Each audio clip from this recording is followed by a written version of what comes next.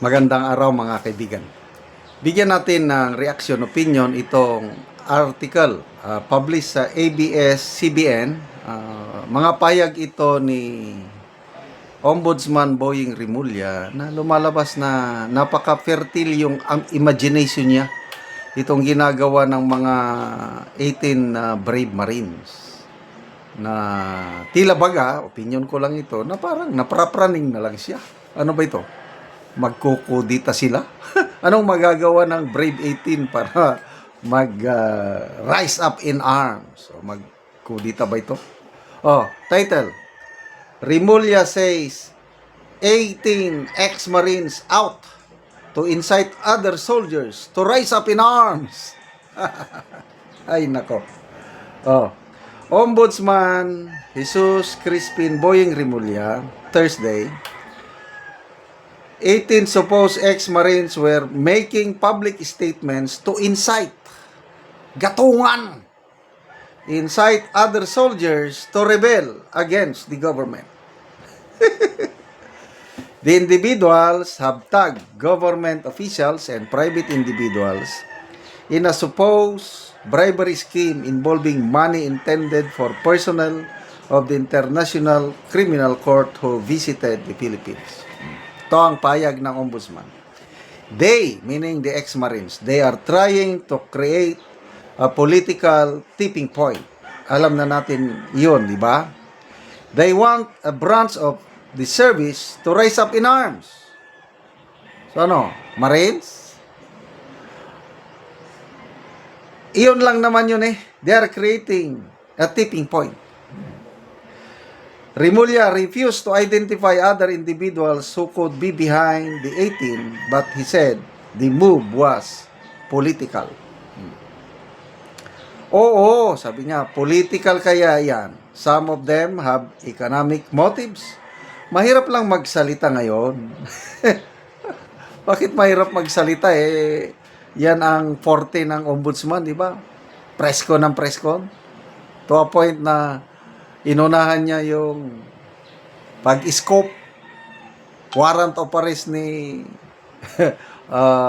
Senator Bato. Anong buwan ba yun? October ba o November? O hanggang ngayon, wala pa man lagi. To a point, nagtago na lang si Senator Bato. O bakit? Mahirap lang magsalita ngayon. Ano ba yung salita ng salita? December 15, may makukulong na. Flood control ba? Ngayon, nasaan? Yung napakulong. Sige, salita pa kayo. Ano pa? Yung kay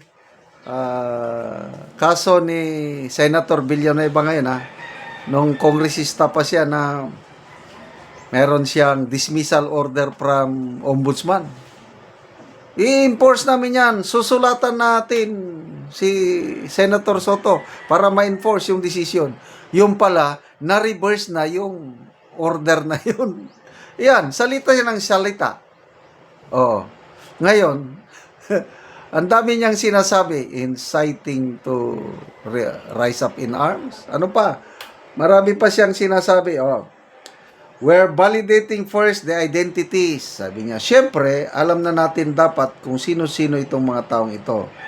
Kasi, the 18 Marines was supposed to be parang for political effect. But not all of them are Marines. Not all of them in the active service, and many of them were dishonorably discharged. Ito na, another praning. Many of them had murder cases. I think 6 of them. Nung una kong mabasa itong post, murder cases? Hindi naman ako abogado. Kaya lang, common sense would dictate ang murder is non-bailable. So kung may murder case sila, bakit nasa labas? Kaya tuloy, sumagot si nagpatutsada si Attorney Baligod na Ombudsman Boying. Alam mo naman, non-bailable ang murder. Bakit nakalabas itong mga Marines na ito? Wala mang isa sa kanila na on bail. Kasi nga, hindi mo talaga mapiyansa ng murder. Eh baka naiba na ang definition ng murder. Anong bagong definition? Ito, patotsada lang ito ni Attorney Baligod ah.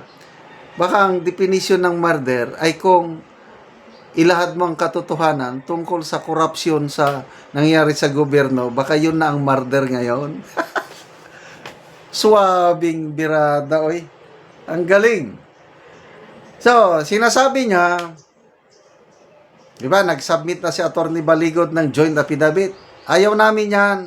Sabi, dapat ang isubmit nyo sa amin, individual affidavits. So, I don't know kung magsasubmit si Attorney Baligod ng individual affidavits. Kung ako, si Attorney Baligod, hindi na. Bakit? Kasi, wala naman akong, kung ako, Baligod wala akong maasahan sa ombudsman ngayon. Although, sinasabi ni Ombudsman Remulla, fair kami. We're here to be fair. Kahit nasasangkot ang pangalan ko sa testimonyo ng mga Marines, inamin niyang nakipag-meeting siya sa ICC, patas ako, patas kami. Kayo mga kaibigan, naniniwala ba kayo na patas si Ombudsman Remulla? Well, kanya-kanya tayong, ako, opinion ka lang ito, I might be wrong. Hindi siya magiging patas. Kaya kung ako, hindi na ako magsasubmit ng individual affidavits. Sayang-sayang lang. Pabayaan na lang natin ito sa Court of Public Opinion. Yung sinasabi ni Ombudsman na inciting other soldiers to rise up in arms. Sa totoo ngayon, dumarami na ang mga retired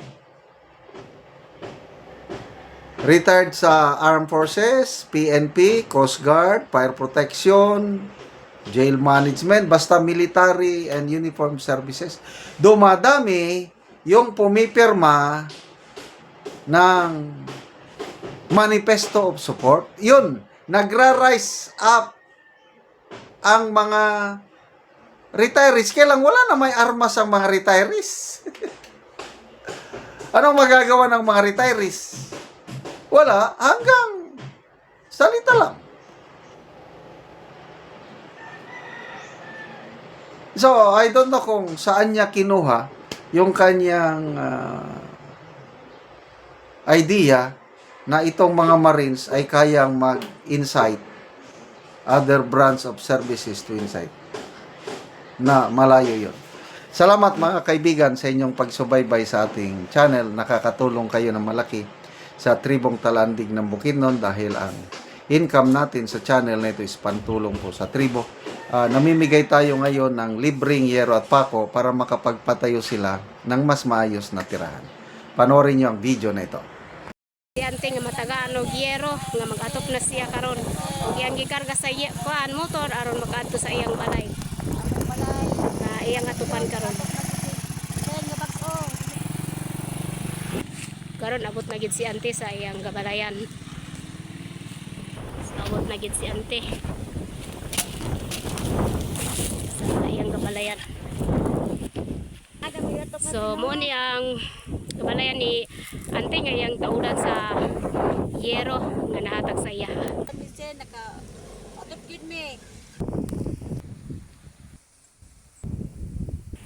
Nagprobong ata, nakabalay gid mi diri.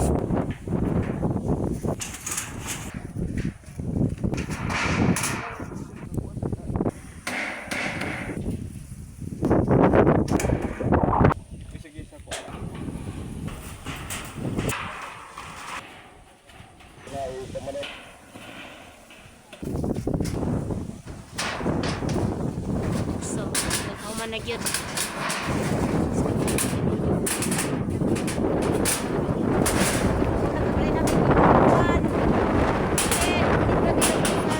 So, nindot na gyud kayo kayo man og so, nakikita nimo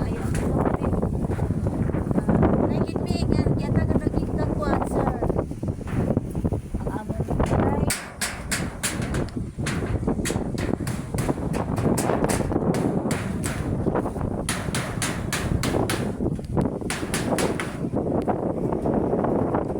So karon ante yon sa imong masulting nga nahuman na gyud ang pag-atop sa imong balay.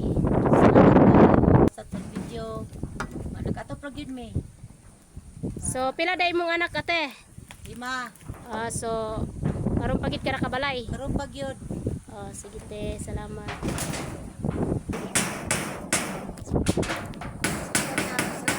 Salamat gyud nga naka-atop ni kuan sin, nakabalay gyud ko. Karon pa gyud ko kabalay ani. Salamat sa Ginoo. Sige te, salamat po.